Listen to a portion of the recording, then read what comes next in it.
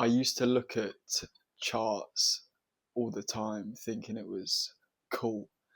And I wasn't actually doing it from a place of actual passion and curiosity. I was doing it from a place of wanting to be something I wasn't. And it was basically making me miserable because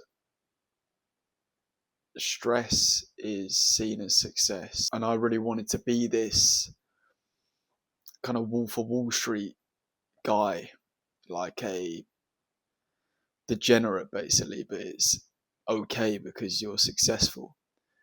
Like that kind of fast life.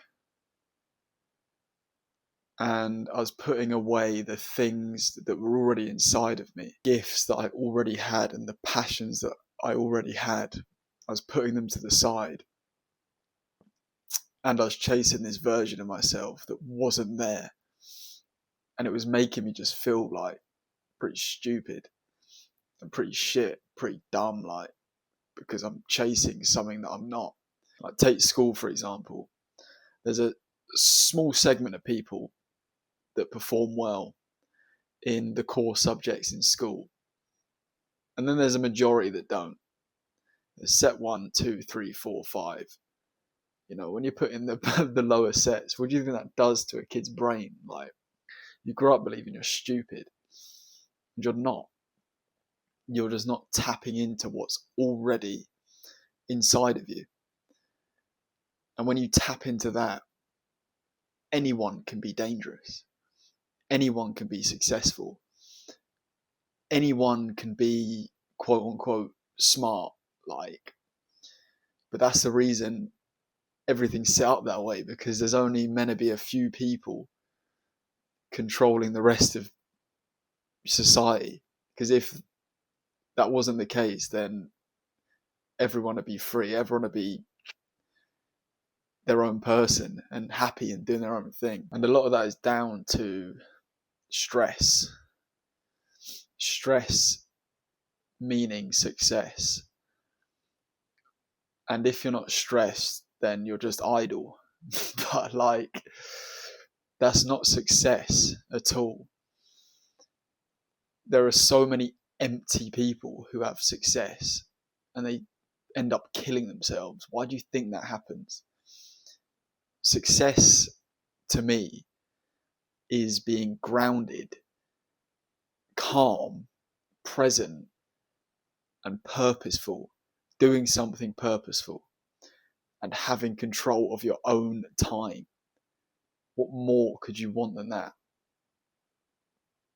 Because there are plenty of lawyers making loads of money that look, successful, but they're miserable because they don't have any control of their time.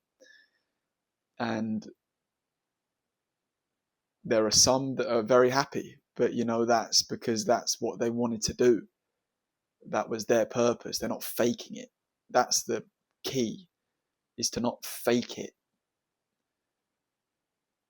because you end up filling that void in some kind of way. And I just used to be obsessed with Karate Kid, Kung Fu Panda, like these innocent little things. But when you're a kid, you there's no one telling you shit like, oh, don't do that. You're just following instinctively and naturally what God has put inside of you already. Because you're a kid, you don't know, you can't consciously understand why you're doing it, because that comes when you become an adult. But then the trap is when you come to an adult, you've got to then make money and all this stuff comes in, all the layers get put on top. But as an adult, to then still be able to remember, that's when the magic can happen. And it takes off the pressure of the grind. And it's more like a bit of an adventure. You're just discovering more and more of yourself, what was already there, but you're developing it into reality more and more.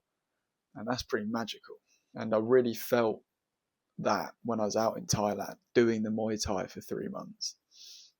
It was just I was just present. Every day was a purpose.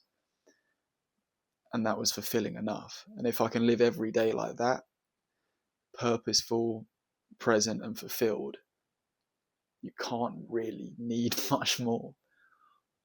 And obviously you need some money, but like that, I think that just comes, to be honest, if you're really treating life like the video game it is. I feel like, you know, the money just will find you. You aren't shit. You just haven't tapped into what's already there.